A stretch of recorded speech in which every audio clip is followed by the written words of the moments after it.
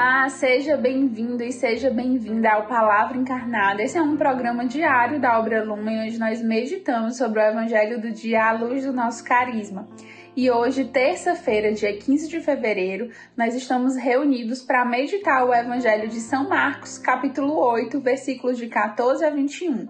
Mas antes de fazer a leitura e a meditação desse Evangelho, vamos convidar o Espírito Santo para que ele esteja presente conosco e para que nós, reunidos em nome do Pai, do Filho e do Espírito Santo, possamos fazer dos nossos ouvidos terra fértil que vai receber a palavra do Senhor e do nosso coração um lugar sagrado, onde essa palavra vai se enraizar e vai se tornar carne, se tornar encarnada, se tornar vida. Ajuda-nos, Senhor, nisso, e Santo Espírito conduz todo esse momento de meditação para que nós sejamos cada vez mais segundo o coração de Deus a partir da Lexio Divina. Vamos então à leitura do Evangelho. Naquele tempo, os discípulos tinham se esquecido de levar pães. Tinham consigo na barca apenas um pão.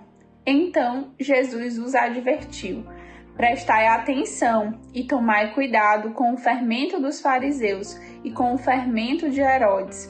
Os discípulos diziam entre si: é porque não temos pão.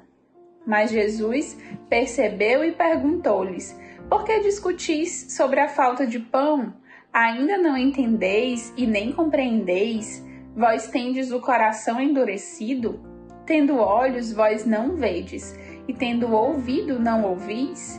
Não vos lembrais de quando repartis 5 pães para 5.000 pessoas? Quantos cestos vós recolhestes cheios de pedaços? Eles responderam: 12. Jesus perguntou: e quando repartis 7 pães com 4.000 pessoas, quantos cestos vós recolhestes cheios de pedaços? Eles responderam: 7. Jesus disse: e vós ainda não compreendeis? Palavra da salvação. Glória a vós, Senhor. Então, meus irmãos, hoje, Jesus dá uma dura nos discípulos. E é muito interessante, essa pedagogia de Jesus mesmo com os seus apóstolos ali, com aqueles que estavam mais perto deles. Primeira coisa para a gente pensar, eles estavam num tempo de missão super importante, fazendo muitas evangelizações, indo de um lado para outro, Jesus fazendo curas, fazendo milagres, também sendo perseguido. E os discípulos, no auge das tarefas, esqueceram de levar pão. E, naquele tempo, era muito complicado sair de casa sem uma alimentação, sem a garantia de uma próxima refeição. E aí, quando Jesus começa a falar numa dimensão muito mais espiritual, que eles tomassem cuidado com o fermento de Herodes e com o fermento dos fariseus, eles só se ligam em uma coisa prática e material. E essa é a primeira alerta que o Evangelho de hoje quer trazer para as nossas vidas. Quantas vezes, meus irmãos, nós perdemos a dimensão espiritual das coisas porque nós estamos focados demais no prático? Às vezes no nosso bem-estar, no nosso comodismo, no nosso conforto, até na nossa fome, na nossa sede, no nosso repouso. E aí, às vezes, a gente está preocupado demais com aquilo que o mundo diz que é importante ou com aquilo que a nossa carne diz que é importante. Às vezes, com uma coisa mais técnica, de repente você coordena um grupo, você está numa programação e você está preocupado com a luz, você está preocupado com o tempo. E não é que essas coisas não careçam de preocupação, a gente deve se preocupar com isso, mas quando esse tipo de preocupação faz com que a gente perca o proveito da dimensão espiritual, aí tá tudo errado. E é isso que aconteceu com os apóstolos hoje. Jesus estava querendo falar sobre uma coisa espiritual, querendo ensinar, e eles preocupados em terem falhado e não levar pão.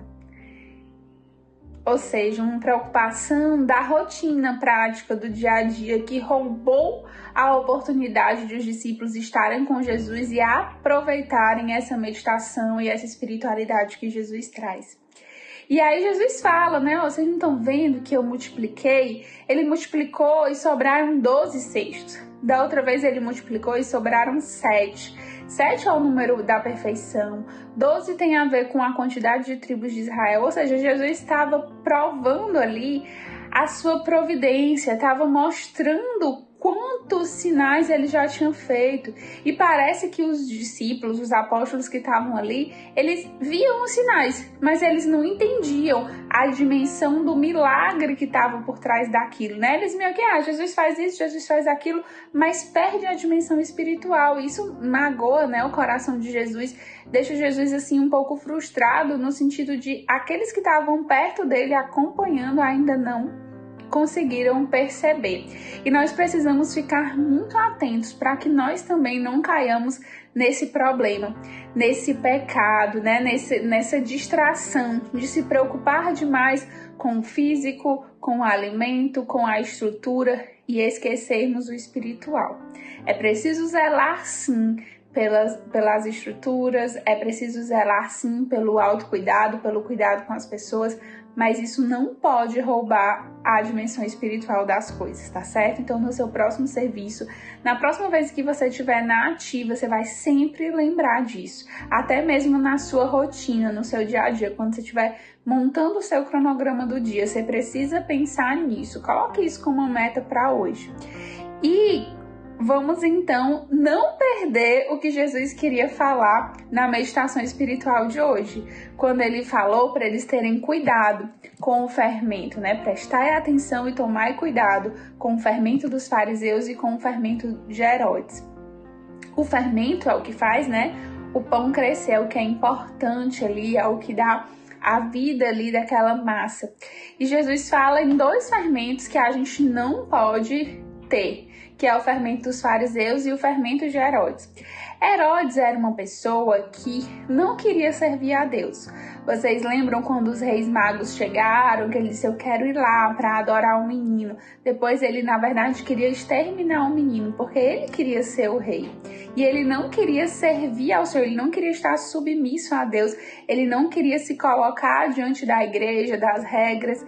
E o fermento de Herodes é exatamente aqueles sentimentos, aquelas posturas, aquelas decisões que nós às vezes tomamos no íntimo do nosso coração, ou aquelas ideias que a gente parece que vai deixando que influencia o nosso dia a dia e vai fazendo a gente se parecer com Herodes, alguém que não quer se submeter, alguém que não quer obedecer, alguém que não quer servir, alguém que confia mais em si do que em Deus, alguém que acha que do seu jeito tá certo.